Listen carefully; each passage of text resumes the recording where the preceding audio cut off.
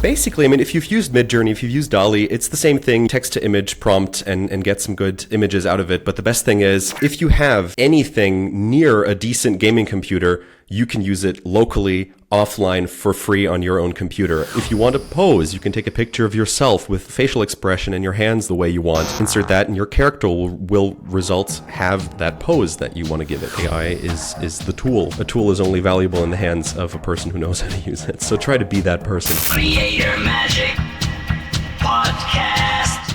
Just before we get into the episode, would you do me a huge favor and hit the subscribe button? Wherever you're listening to or watching this podcast, subscribing really helps the show to grow. And now, let's get into the episode. Hi, Mike. So I'm so excited about the work you're doing, not only on YouTube, but most recently at Storybook Studios. You're using a lot of AI in filmmaking, and I'm so excited to see you're like a warrior for open source, stable diffusion. And hey, in this episode, in the short time we're together, we might even get into ControlNet.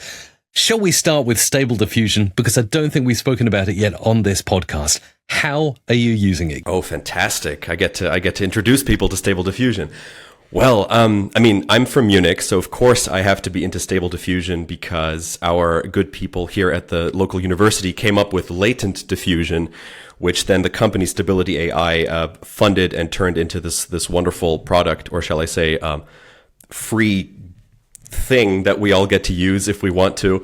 It's basically, I mean, if you've used Midjourney, if you've used Dall-E, it's the same thing. You can text-to-image prompt and get some good images out of it. But the best thing is, if you have anything near a decent gaming computer, you can use it locally, offline, for free on your own computer. And also, make it better. You can train it on your own images. You can add all sorts of add-ons that this community of tens of thousands of people worldwide have created for it.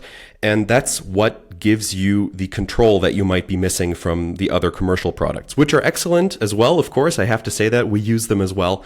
But, as filmmakers especially, we want to give that direction. We want to have it look exactly how we want and not just kind of, which is why I'm a big fan. Hang on a second, Albert. You said you can put it on your computer if you've got a decent gaming computer. So what would one need and how would one get started? And how techie do we need to get it working? Basically, what you need to start out is a computer, ideally with an NVIDIA GPU, although others do work with workarounds. NVIDIA is the way to go.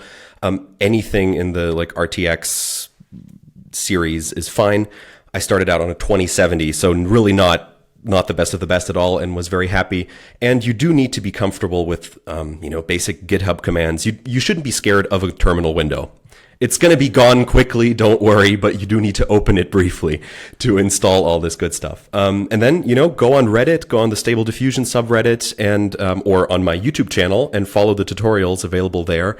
And you can get started. But you can make sense of it. I'll make sure to link those videos you've created in the description to this show so people can go in and check them out. And if they want to dive deeper, figure out how that works. So we're quite up to date because at the time this episode is releasing, it's quite recent and a lot has changed since, I think, Stable Diffusion 1.5 and now there's Stable Diffusion 3 mid or something like that, or middle version. So what version are you running right now as of sort of, nearly summertime 2024? What's the latest in Albert's arsenal right now? Yeah, we're using SDXL still because it's we need the resolution, first of all, right? We want to deliver full HD content at the very least, although we did make the first 4K trailer out there early this year with our own special workflow. The newer models, every time they release something new, it takes a lot of getting used to, and you have to first understand, is this actually better or just different in some way? So SDXL is what we're comfortable with, what we've built our own fine-tuned models on. So we're sticking with that. SD 1.5, can be good for specific reasons, just a little getting some details in there that XL might not be perfect at. But yeah, we're almost classic at this point. Yeah. If one can say that in AI at all. So take me a little bit further, because I've seen some of the clever stuff you've done on YouTube, such as, regenerating someone's face to look better, or colorizing an old photo. That I don't think is in Stable Diffusion. That was sort of more photo manipulation. But let's stick with video for the moment. Say you generate something and it's not quite looking perfect. Are there any ways of redoing it, or do you just have to keep reprompting until you get what you want? Yeah, video is funny. Video is gambling with a lot of the methods out there, especially, stable video. There's a video model as well that you can, feed an image and it'll give you a couple seconds. If you're doing that, it can be great for creating trailers for movies and stuff. A lot of the really cool AI trailers we've seen are made that way. But if it doesn't look the way you want, you can just click again and hope, which of course is not enough if you're trying to make a movie or a series like we're doing right now.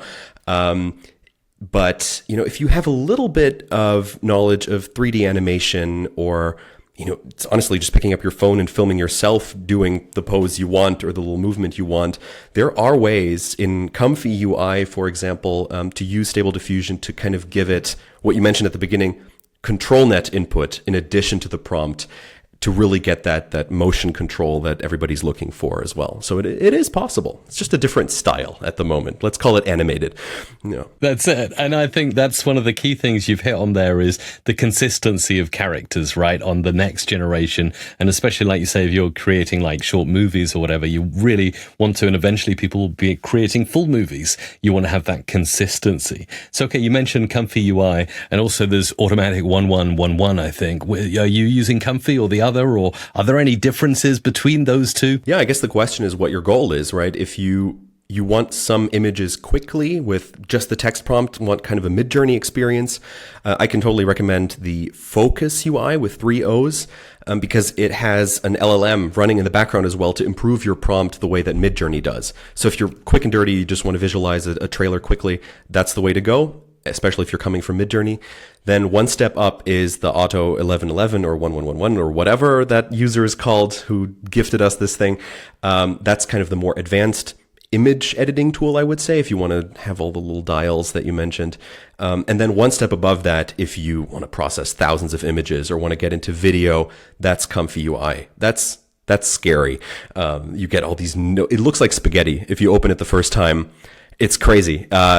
So if you have the slightest bit of, traditional, nuke effects, if you're coming from the visual effects industry, you'll be comfortable using that. I would recommend working your way up to that, getting comfortable slowly with Stable Diffusion before you start. And then it's a ton of fun and 100% customizable. And then there's something called ControlNet that you can plug in, I think, to Stable Diffusion. So for someone who's not experienced ControlNet, what is it going to do? How is it going to change the images or potentially even videos, I guess, that you may be creating?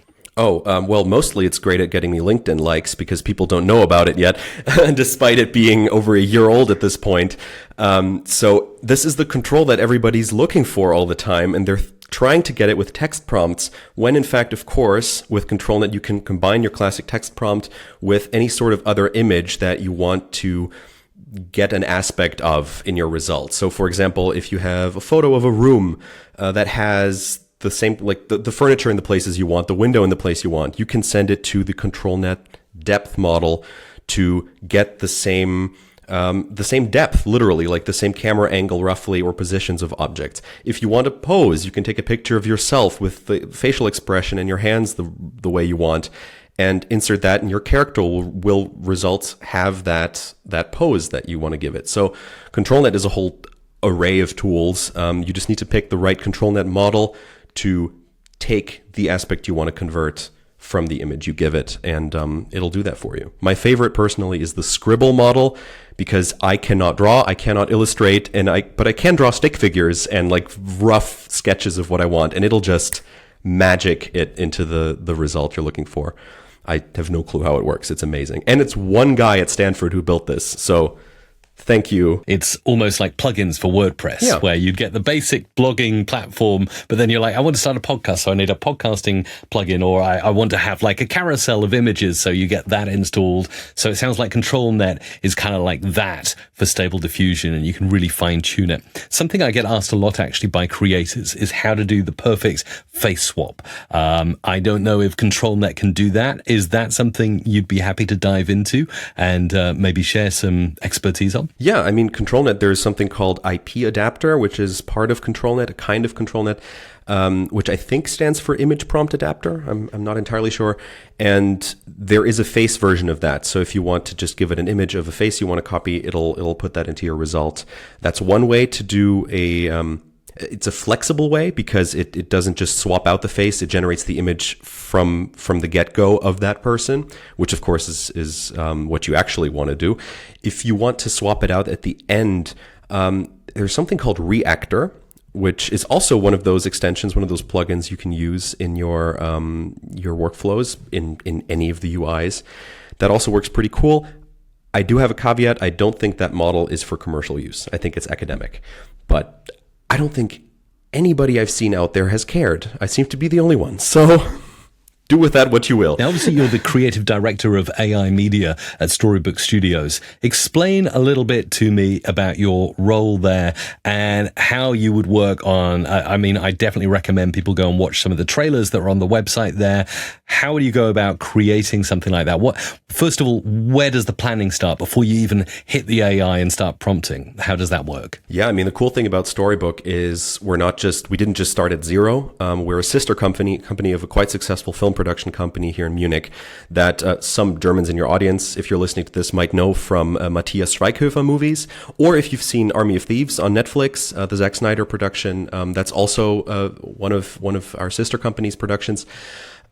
Which means we kind of have the whole storytelling. We're born out of traditional filmmaking and know how to tell a good story, whether with AI or not. So that started from a classic idea. We had a script, we had a concept with a lot of imagery that we'd put together, and decided to do the trailer for The Seeress, which you may have seen. That's kind of our most well-known video at this point. So that classic edit was the first step. You know, the story, the voiceover, what we actually want to tell. Then we filled that with still images that we generated in a mix of UIs, and Midjourney as well is involved because it's, you know, very good at making cinematic images quickly. And then we start the real like AI animation stuff. So that's kind of the final step, which I would recommend to anybody. Know what you want to tell before opening any software at all, first of all. And then really use AI only to its strengths, and don't try to, you know, use it just because it's AI, because that's how you get, maybe great visuals, but an awful voiceover without emotions. For example, the actress in that video is a real human, because especially in January when we made this, there were no good text-to-speech tools. So we said, okay, no, we want to convey a good story, good emotions, so we go to a real person for that.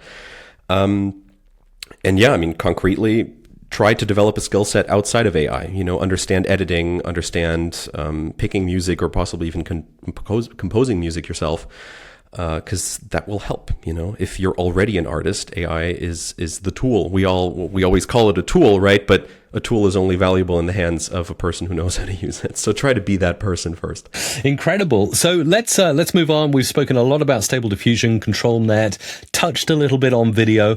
Did we want to go any further with video? So you mentioned, generating. I mean, what generators in terms of AI video are you excited about right now? Oh, good question. Obviously, Runway Gen-3 just dropped. It's text to video, so it's even more gambling than I'm used to. We haven't been able to use it professionally, to be perfectly honest, because we're waiting on the image to video. We want it, any clip to come out of an AI that needs to fit into our edit. So we need to have control over the style and just general look of it, and character consistency, like you mentioned. But Luma, of course, is great at that. I'm very excited about that. It likes inventing new characters, so it's always going to be kind of a co-director, but that can be fun. So I did a little test, if you want to look up on my LinkedIn. Just for example, I had a cowboy lady just looking off to the distance, and I prompted for her to turn around and walk away. The camera ended up panning to the left and just showing a man who started talking. So I thought, okay, I'm going to use 11 Labs to try to lip sync and have him say a sentence that makes sense, and then do the other shot, the other angle, and it decided to make the woman, get on her horse and ride away. So that was fun. Image to video models. I hope there's going to be another open source one, because it would be a shame to inhibit that growth and let this huge community out there down by putting up paywalls, when in the end, honestly, all the data it's trained on is ours. I happily will provide my own data and creativity to these models, but I'm going to want those models in return. Yeah, that makes sense. That's a very good ethical point that you raise as well. You know, a lot of these models are trained on the collective of human knowledge and data, and we deserve some kind of access. Obviously, I suppose the companies that are making these models need to make money as well, but it's a fine line, isn't it? It's definitely a fine line. So that's really cool, and I love the sound of where it's going. Also, a key point I think you raised is that you're really interested in the image to video. Is that because it does help with character consistency and getting exactly the scene you want? I think it just fits so well into a traditional filmmaking workflow because you start out sketching a storyboard usually, then turning it into an animatic where the storyboard is slightly moved, and then you shoot the film and get the final footage. So we can skip straight from storyboard to film if we have image to video, which is how our trailers developed. So that, I think, just makes the most professional sense to have as a feature, because otherwise you start at zero again. You can like feed it a script and just kind of hope it makes shots that fit together, which will never happen. That's going to be a couple decades, I think, before we can just it's going to be like 3 years before we can do that. But yeah, I work with directors who make traditional films every day, and they don't like randomness. Of course, they want this control. So if you can give them step by step, okay, here's the sketch, here's the image, here's the motion that fits to the image that we had you greenlight. This is essential. Is there anything else in the world of AI and creativity that is exciting you right now? Whether it's a big new proprietary thing, I know you've mentioned Luma that's quite new in the world of video, or maybe it's the biggest open source thing yet that you're excited about. I don't know what's bigger than Stable Diffusion, but anyway, you take the floor if there's anything else that's exciting you. Yeah, I'm super excited about performance transfer. If we can get actual actors into this and turn them into crazy characters without a huge CG budget, something like Live Portrait came out today or yesterday, where you can just act out what you want your character to do and not only put that onto a still image, but onto a moving image. So we will definitely be playing around with that. And again, open source MIT license. Thank you. That's fantastic. I mean, from this show, there's a lot of stuff for people to check out, a lot of very detailed stuff as well. So please tell us where people can go to find out more about you, Albert. It's extremely useful stuff. I'm guessing definitely the YouTube, because there's some really detailed stuff there. Mm-hmm. Absolutely. I'm just with my name, Albert Bozesan, on most platforms. Feel free to connect with me on LinkedIn, on YouTube.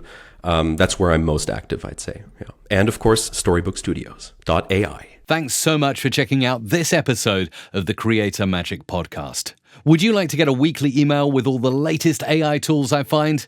If so, head over to mrc.fm/Creator Magic and hit subscribe to get my weekly email newsletter. That's mrc.fm/Creator Magic.